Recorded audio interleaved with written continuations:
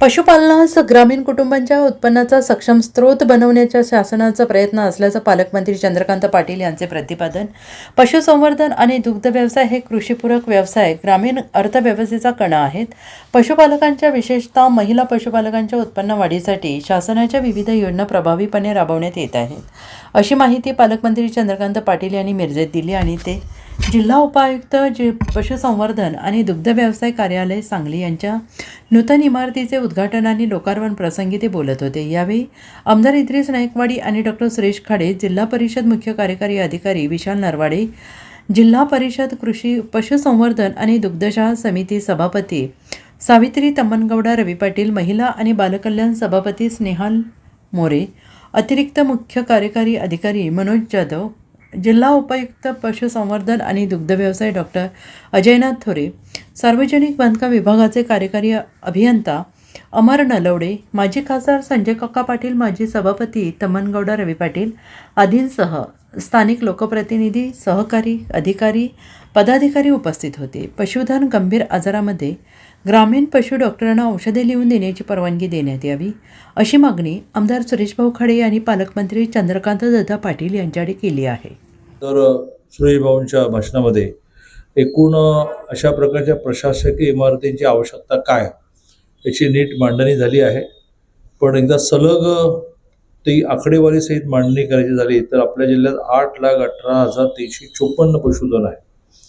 152 म्हणजे माझ्याकडे सगळ्यात जास्त पशुवैद्यकीय चिकित्सालय आणि 5 फिरते पशुवैद्यकीय चिकित्सालय मोबाईल व्हॅन आहेत. तर ह्या सगळ्याचं कोऑर्डिनेशन करण्यासाठी एक प्रशासकीय कार्यालय चांगलं लागतं, ते या ठिकाणी झालं आहे. आणि आत्ता तरी वैरणीसाठी, बियाण्यांसाठी पैसे देण्यापासून सगळ्या गोष्टी लागतील ते आपण करतो आहोत. पण हे खरंच आहे की महाराष्ट्रातल्या शेतकऱ्याची परिस्थिती सुधारली तेव्हाच ज्यावेळेला शेतीला पूरक धंदा त्याला मिळाला. कोंबडी पालन मिळालं, मग अशा प्रकारच्या गाई, म्हशी, या सगळ्यातून त्याला ॲडिशनल पैसे आणि प्रामुख्याने त्या घरातल्या महिलेला ॲडिशनल पैसे मिळायला लागले. आणि त्याच्यातून ती जी आपली कल्पना आहे की त्या घरातली महिला ही आर्थिकदृष्ट्या पायावर उभी राहावी, तिने तिच्या संसाराला एक सपोर्ट सिस्टीम उभी करावी, तर ते खरं म्हणजे ह्या डिपार्टमेंटमुळे झालं. जनावरंही वाढली, त्यातलं संशोधनही वाढलं, ती आजारी पडू नयेत किंवा आजारी पडल्यानंतर उपचार व्हावेत त्यासाठी दवाखानेही झाले. 2-3 गोष्टी नव्याने आल्या तर त्याच्या संबंधीची आणि उपायुक्तांचं ऑफिस इथे यावं ह्या दृष्टिकोनातून ह्या जिल्ह्याला सगळ्यांना इथून न्याय मिळावा. पशुसंवर्धन असेल, दूध व्यवसाय असेल, ह्या माध्यमातून थोडासा प्रयत्न केला. दादांचे आशीर्वाद, दादांचीही मला साथ मिळाली आणि तेही आता सुंदर हे ऑफिस इथं उभं राहिलेलं आहे. आज दादांचं असते, त्याचं उद्घाटन होते, ह्याच्यापेक्षा मोठा आनंद काय आम्हाला. तर त्या दृष्टिकोनातून हे काम होत असताना उपायुक्ताचं ऑफिस आल्यानंतर जिल्ह्याला कंट्रोलिंग पॉवर येत राहते. आज मग सांगितलं आयुक्त साहेबांनी की थोरे साहेबांनी की राज्यामध्ये 5व्या क्रमांकात आपला जिल्हा आहे जो दूध उत्पन्न करतो. त्यापेक्षा प्रगती झाली पाहिजे. कारण बऱ्याच ठिकाणी जत म्हणतो, आटपाडी, खानापूर ह्या भागात दुष्काळ तालुके म्हणतो आपण, तिथं पण तिथं दूध व्यवसाय चांगल्या प्रकारे चाललेला आहे. आज म्हैसाचं पाणी गेलेलं आहे, सर्व हिरवगार झालेलं आहे. त्यामुळे पशुधन जगलं पाहिजे, ते वाढलं पाहिजे, त्यातून दूध व्यवसाय झाला पाहिजे, लोकांना एक पोट उद्योग तयार झाला पाहिजे, ह्या दृष्टिकोनातून आपण काम केलं पाहिजे.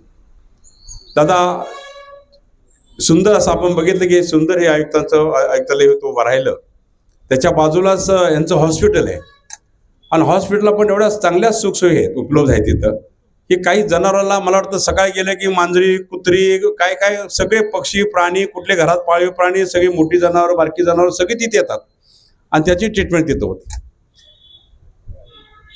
दादा ह्यांचा एक विषय आहे, जे ग्रामीण भागामध्ये जे डॉक्टर काम करतात, पशुवैद्यकीय काम करतात, त्यांना डायरेक्ट औषधं द्यायची स्ट्रीप लिहिता येत नाही, हे त्यांचं एक मोठं होतं. त्यांच्यामध्ये अशी सिस्टम त्यांनी तयार केली की तुम्ही तुमच्या डॉक्टरना कळवा, जे एमडी डॉक्टर आहेत त्यांना कळवा आणि त्यांच्याकडून लिहून घ्या आणि मग तुम्ही औषधोपचार करा. आता हे ग्रामीण भागात असतात, फोन लागतो न लागतो होतो, जनावर सिरियस आहे, पण त्यावेळी त्यांनी स्वतः उपचार करायचं म्हटलं की त्यांना ते धाडस होत नाहीये. त्यामुळं बऱ्याच गोष्टी आपण इथं अर्थ निर्माण झालेल्या. त्यामुळे हे जर डायरेक्ट पहिल्यासारखं जर त्यांना अथॉरिटी दिली की तुम्ही फोनवर परत सांगा, पण ह्या उपचार इमर्जन्सी उपचार आम्ही ताबडतोब केला तर त्यांना ती अथॉरिटी दिली तर त्यांना ते खूप फायद्याचं ठरेल. तर त्या दृष्टीने आता बरीच जनावरं डॉक्टर म्हणतात जनावरं. Bureau report SBN Marathi Sangli.